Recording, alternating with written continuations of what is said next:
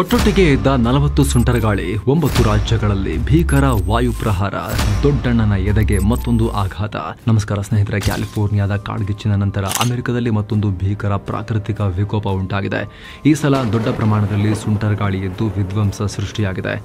ಮನೆಗಳೆಲ್ಲ ಮುರಿದು ಬಿದ್ದು ರಸ್ತೆಯಲ್ಲಿ ಹೋಗ್ತಿದ್ದ ಕಾರು ಲಾರಿಗಳೆಲ್ಲ ಪಲ್ಟಿ ಹೊಡೆದಿವೆ. ಅಲ್ಲಿನ ಒಂದೊಂದು ದೃಶ್ಯ ಕೂಡ ದಿಗಿಲು ಹುಟ್ಟಿಸುವ ರೀತಿ ಇವೆ. 10 ಸಾವು ನೋವು ಉಂಟಾಗಿದೆ. ಇತ್ತೀಚಿನ ವರ್ಷಗಳಲ್ಲಿ ಅಮೆರಿಕ ಕಂಡ ಅತಿ ಭಯಾನಕ ಸುಂಟರಗಾಳಿ ಅಂತಲೂ ಕರೆಸ್ಕೊಳ್ತಿದೆ. ಇಂಥದನ್ನ ನಾವು ಯಾವತ್ತೂ ನೋಡಿರಲಿಲ್ಲ ಅಂತ ಅಲ್ಲಿನ ಜನ ಹೇಳ್ತಿದ್ದಾರೆ. ಹಾಗಿದ್ರೆ ಅಮೆರಿಕದಲ್ಲಿ ಆಗಿರೋದೇನು? ಇದ್ದಕ್ಕಿದ್ದಂತೆ 40 ಸುಂಟರಗಾಳಿಗಳು ಯಾಕೆ ಎದ್ವು?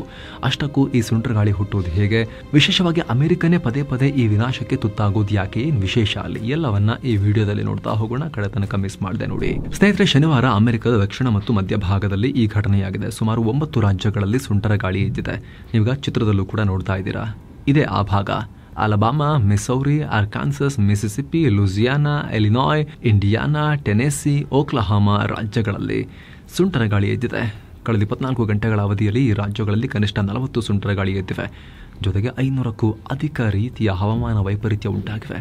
ಆದರೆ ಇದ್ದಕ್ಕಿದ್ದಂತೆ ಜೋರಾಗಿ ಗಾಳಿ ಬರೋದು, ವಿಚಿತ್ರವಾಗಿ ವಾತಾವರಣ ಚೇಂಜ್ ಆಗೋದು, ಈ ರೀತಿ ಆಗ್ತಾ ಇವೆ. ಅಲ್ಲದೆ ಸುಂಟರಗಾಳಿ ತೀವ್ರತೆಗೆ ಅನೇಕ ಕಡೆ ಮನೆಗಳು ಮುರಿದು ಬಿದ್ದಿವೆ. ರಸ್ತೆಯಲ್ಲಿ ಹೋಗ್ತಿದ್ದ ಬೃಹತ್ ಟ್ರಕ್ಗಳು, ಕಾರುಗಳು, ಬಸ್ ಎಲ್ಲ ನೆಲಕ್ಕುರುಳಿವೆ. ನಮ್ಗೆ ಗೊತ್ತಿರೋ ಹಾಗೆ ಅಮೆರಿಕದಲ್ಲಿ ಮರದಲ್ಲಿ ಮನೆ ಕಟ್ಟೋದು ಜಾಸ್ತಿ, ಅಥವಾ ಮನೆ ಕಟ್ಟೋದ್ರಲ್ಲಿ ಮರವನ್ನು ಯೂಸ್ ಮಾಡೋದು ಜಾಸ್ತಿ. Wood work. ಕೆಲ ಕಡೆ ಮರದ ಮೇಲೂ ಕೂಡ ಕಟ್ಕೊಳ್ತಾರೆ. ಆ ಮನೆಗಳೆಲ್ಲ ಹೇಳ ಹೆಸರಿಲ್ಲದಂತೆ ಹಾರು ಹೋಗಿದ್ದಾವೆ. ವಿದ್ಯುತ್ ಕಂಬಗಳು ಧರೆಗುರುಳಿವೆ. ರಸ್ತೆಗಳಲ್ಲಿದ್ದ ಅಂಗಡಿ, ಟೋಲ್ ಗೇಟ್ಗಳು ಎಲ್ಲ ನಾಶ ಆಗಿದ್ದಾವೆ. ಮೀನುಗಾರಿಕೆಗೆ ನಿಂತಿದ್ದ ದೋಣಿಗಳು ಒಂದರ ಮೇಲೊಂದು ಮಗುಚಿ ಕಸದ ರೀತಿ ಹೋಗಿ ನಿಂತ್ಕೊಂಡಿದ್ದಾವೆ. ಗಂಟೆಗೆ 265 ಕಿಲೋಮೀಟರ್ ವೇಗದಲ್ಲಿ ಗಾಳಿ, 34 ಜನರ ಸಾವು. ಸದ್ಯಕ್ಕೆ ಬರ್ತಿರೋ ಮಾಹಿತಿ ಪ್ರಕಾರ ಈ ಸುಂಟರ ಗಾಳಿಯಿಂದ ಅಮೆರಿಕದಲ್ಲಿ ಕನಿಷ್ಠ ಅಂದ್ರೂ ಕೂಡ 34 ಮಂದಿ ಪ್ರಾಣ ಕಳ್ಕೊಂಡಿದ್ದಾರೆ. 106 ಜನ ಗಾಯಗೊಂಡಿದ್ದಾರೆ. ಕನಿಷ್ಠ 3 ಲಕ್ಷ ಮನೆಗಳಿಗೆ ವಿದ್ಯುತ್ ಕಡಿತ ಆಗಿದೆ. ಸುಂಟರ ಗಾಳಿಯಿಂದ ದಿಢೀರಂತ ಮಣ್ಣು ಮೇಲೆದ್ದು ದಾರಿ ಕಾಣದೆ ರಸ್ತೆಗಳಲ್ಲೂ ಕೂಡ ಅಪಘಾತಗಳಾಗಿವೆ. ಸರಣಿ ಅಪಘಾತಗಳಲ್ಲಿ ಕನಿಷ್ಠ 9 ಜನ ಪ್ರಾಣ ಕಳ್ಕೊಂಡಿದ್ದಾರೆ. ಆ ಲೆವೆಲ್ ಇದೆ ಇಂಟೆನ್ಸಿಟಿ. ಸುಂಟರಗಾಳಿಯಿಂದ ಮಿಸಿಸಿಪಿಯಲ್ಲಿ ಕನಿಷ್ಠ 6 ಜನ ಪ್ರಾಣ ಕಳ್ಕೊಂಡಿದ್ದಾರೆ. ಮಿಸೂರಿಯಲ್ಲಿ 12, ಕ್ಯಾನ್ಸಾಸ್ನಲ್ಲಿ 8, ಆರ್ಕಾನ್ಸಾಸ್ನಲ್ಲಿ 3, ಟೆಕ್ಸಾಸ್ನಲ್ಲಿ 2, ಓಕ್ಲಹಾಮಾದಲ್ಲಿ 2 ಪ್ರಾಣ ಕಳ್ಕೊಂಡಿದ್ದಾರೆ. ಗಂಟೆಗೆ 265 ಕಿಲೋಮೀಟರ್ ವೇಗದಲ್ಲಿ ಗಾಳಿ ಬೀಸ್ತಾ ಇದೆ ಅಂತ ಅಮೆರಿಕದ ಹವಾಮಾನ ಇಲಾಖೆ ಹೇಳಿದೆ. ಏನು ಈ ಸುಂಟರ ಗಾಳಿಯ ಪರಿಣಾಮ ಯಾವ ಮಟ್ಟಕ್ಕಿದೆ ಅಂದರೆ, ನೀವು ಚಿತ್ರದಲ್ಲೂ ಕೂಡ ನೋಡ್ತಾ ಇದ್ದೀರಿ. ಇದು ಆರ್ಕಾನ್ಸಾಸ್ ರಾಜ್ಯದಲ್ಲಿರೋ ಕೇವ್ ಸಿಟಿ. ಊರೇ ನಾಶವಾಗಿ ಹೋಗಿದೆ. ಮನೆಗಳು ಧ್ವಂಸವಾಗಿರೋದು ಕಂಡು ಬಂದಿದೆ. ಈ ಗಾಳಿಗೆ ಸಿಕ್ಕಿರೋ ಜನ ತೀವ್ರ ಆತಂಕ ವ್ಯಕ್ತಪಡಿಸ್ತಾ ಇದ್ದಾರೆ. ಯಾವತ್ತೂ ನೋಡಿರಲಿಲ್ಲ ಈ ಪರಿ ಒಂದಾದ್ಮೇಲೊಂದು ಅಂತ ಹೇಳ್ತಾ ಇದ್ದಾರೆ. ಕಣ್ಣು ಬಿಡೋಕ್ಕೂ ಆಗ್ತಾ ಇಲ್ಲ.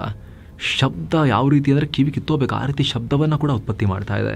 ನಾವು ಮನೆಯಿಂದ ಹೊರಗೆ ಬಂದ್ವಿ, ಆದರೆ ಅಲ್ಲೂ ಭೀಕರ ಪರಿಸ್ಥಿತಿ. ಎಲ್ಲಿಗೆ ಹೋಗಬೇಕು, ಯಾವ ಕಡೆ ಹೋಗಬೇಕು ಏನೂ ಗೊತ್ತಾಗ್ತಾ ಇರಲಿಲ್ಲ ಅಂತ ಸುಂಟರ ಗಾಳಿಯ ತೀವ್ರತೆಯನ್ನು ಬಿಚ್ಚಿಟ್ಟಿದ್ದಾರೆ.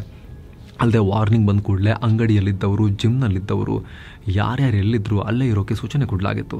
ನಾವು ಅಲ್ಲೇ ನಿಂತಿದ್ವಿ, ಆದರೂ ಕೂಡ ಬಿಡಲಿಲ್ಲ ಅದು ನಮ್ಮನ್ನು ಅಂತ ಹೇಳಿದ್ದಾರೆ. ಮಿಸಿಸಿಪಿಯಲ್ಲಿ ಪರಿಸ್ಥಿತಿ ಹಾಳಾಗಿದ್ದು ಅಲ್ಲಿನ ಗವರ್ನರ್ ಎಮರ್ಜೆನ್ಸಿ ಘೋಷಿಸಿದ್ದಾರೆ. 21 ಕೌಂಟಿಗಳಲ್ಲಿ ಹಾನಿಯಾಗಿದೆ. 16,000 ಮನೆಗಳಿಗೆ ಕರೆಂಟ್ ಕಟ್ ಆಗಿದೆ. ಎಲ್ಲವನ್ನ ಹತ್ತಿರದಿಂದ ಮಾನಿಟರ್ ಮಾಡ್ತಾ ಇದ್ದೀವಿ ಅಂತ ಹೇಳಿದ್ದಾರೆ. ಸ್ನೇಹಿತರೆ, ವರದಿಯಲ್ಲಿ ಮುಂದುವರಿಯೋಕ್ಕಿಂತ ಮುಂಚೆ ಕಾಶಿ ಅಯೋಧ್ಯೆಗೆ 7 ಸ್ಯಾಂಡ್ಸ್ ಟೂರಿಸಂ ಕಂಪನಿ ಮತ್ತೊಂದು ಟ್ರಿಪ್ ಆಯೋಜಿಸಿದೆ. ಆಫರ್ ಪ್ರೈಸ್ ಕೇವಲ 39,500 ಮಾತ್ರ. Kashi Ayodhya Triveni Sangam Gaya Bodh Gaya 4 night 5 days trip ಇದು.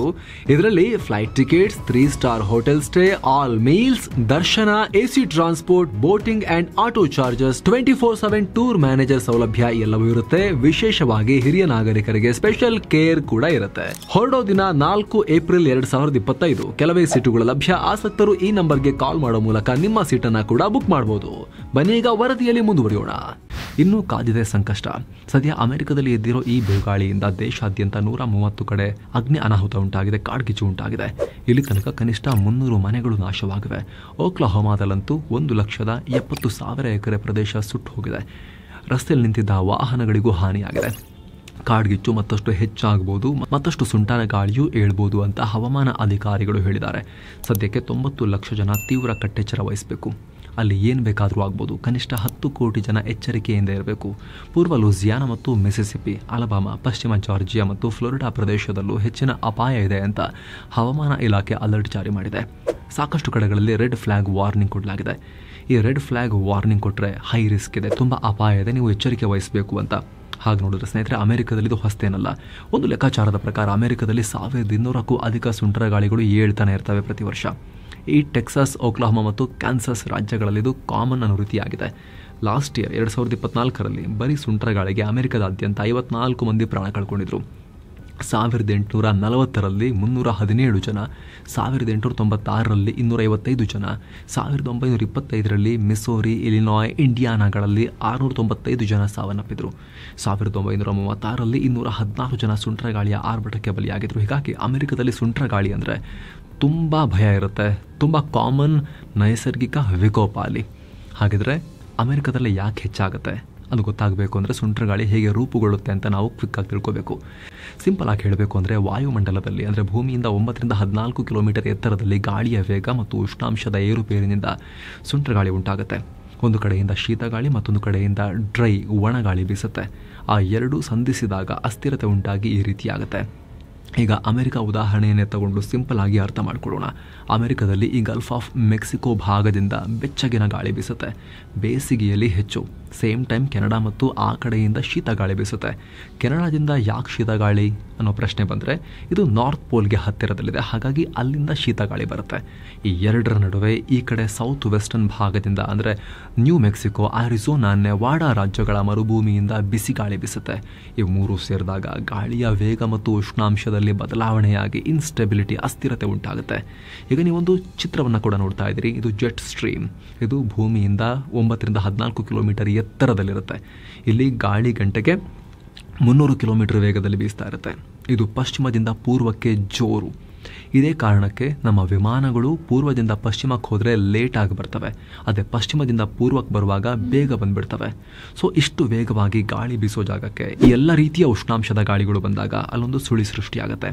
ಆ ಸುಳಿ ಭೂಮಿಯ ಕಡೆಗೆ ತಳ್ಳಲ್ಪಡುತ್ತೆ. ಅದಕ್ಕೆ ಗುರುತ್ವಾಕರ್ಷಣೆ ಕೂಡ ಕಾರಣ. ಸೊ ಈ ರೀತಿ ಆಕಾಶದಿಂದ ಬಂದ ಸುಂಟರ ಗಾಳಿಗಳು ಬೆಟ್ಟ ಗುಡ್ಡ ಇದ್ದರೆ ಹೆಚ್ಚು ತೊಂದರೆ ಮಾಡಲ್ಲ. ಬೆಟ್ಟ ಗುಡ್ಡ ಪರ್ವತಗಳು ಅವುಗಳನ್ನು ತಡೆದು ತೀವ್ರತೆಯನ್ನು ಹದ ಮಾಡ್ತವೆ, ಕಮ್ಮಿ ಮಾಡ್ತವೆ. ಆದರೆ ಸಮತಟ್ಟಾದ ಪ್ರದೇಶ ಇದ್ದರೆ ಸ್ಫೋಟಕದಂತೆ ಬಂದು ಅಪ್ಪಳಿಸ್ತವೆ, ಆಗ ಹೆಚ್ಚಿನ ಪರಿಣಾಮ ಉಂಟಾಗುತ್ತೆ. ಈಗ ಅಮೆರಿಕದಲ್ಲೂ ಅದೇ ಆಗ್ತಾ ಇದೆ. ಈ ದಕ್ಷಿಣ ಮತ್ತು ಮಧ್ಯ ಅಮೆರಿಕ ಭಾಗದಲ್ಲಿ ಯಾವುದೇ ಎತ್ತರದ ಪರ್ವತಗಳಿಲ್ಲ. ಸೊ ನೇರವಾಗಿ ಸುಂಟರಗಾಳಿ ಭೂಮಿಗೆ ಬಂದು ಅಪ್ಪಳಿಸಿ ಅನಾಹುತ ಮಾಡುತ್ತೆ. ನಿಮಗೆ ಗೊತ್ತಿರಲಿ, ಈ ಭಾಗ ಇದೆಯಲ್ಲ, ಇದು ವಿಶ್ವದಲ್ಲೇ ಅತ್ಯಧಿಕ ಸುಂಟರಗಾಳಿಗಳು ಅಪ್ಪಳಿಸೋ ಜಾಗ. ಈಗಲೂ ಅದೇ ಥರ ವಿಧ್ವಂಸ ಸೃಷ್ಟಿಯಾಗಿದೆ. ಸಾಕಷ್ಟು ಪ್ರಾಣಗಳನ್ನು ಬಲಿ ಪಡೆದಿದೆ, ಆಸ್ತಿ ಹಾನಿ ಮಾಡಿದೆ. ಸದ್ಯ ಅಮೆರಿಕನ್ ಪಡೆಗಳು ರಕ್ಷಣಾ ಕಾರ್ಯಾಚರಣೆಗೆ ಇಳಿದಿವೆ. ಸೊ ಫ್ರೆಂಡ್ಸ್, ಇದಾಗಿತ್ತು ಕ್ವಿಕ್ಕಾಗಿ ನಿಮಗೆ ಇದ್ರ ಬಗ್ಗೆ ಅಪ್ಡೇಟ್ ಕೊಡೋ ಪ್ರಯತ್ನ. Thank you so much. ಮತ್ತೆ ಭೇಟಿ ಆಗ್ತಿರೋಣ. ನಮಸ್ತೆ.